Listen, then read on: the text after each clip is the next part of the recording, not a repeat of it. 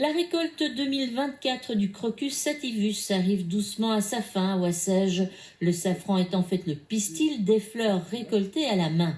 Avec la crise du Covid et la guerre en Ukraine, la demande a baissé, notamment du côté des restaurateurs. C'est pourquoi les safraniers Sabine et Éric Léonard ont dû réduire leur champ de Crocus. Mais bonne nouvelle, le marché reprend progressivement et cette année, la récolte débutée le 8 octobre est plutôt correcte.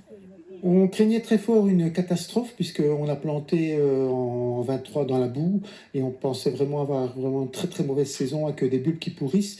On a un petit peu de perte, il faut le reconnaître, mais le rendement est bon. Donc on n'a pas un rendement exceptionnel, mais on n'a pas un rendement mauvais non plus. Donc on a une saison qui est quand même très bonne par rapport à ce qu'on craignait. Après la récolte des fleurs, direction l'atelier pour l'émondage où l'on retire délicatement le pistil rouge.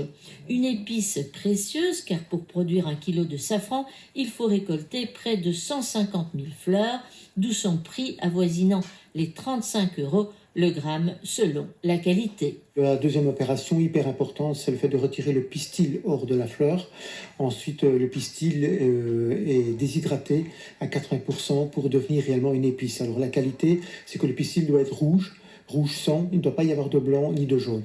Les producteurs du safran de Cochia vendent leur épice principalement aux restaurateurs pour sa saveur fruitée, mais proposent aussi une quarantaine de produits dérivés comme des confitures, confits et vinaigres distribués dans des épiceries fines.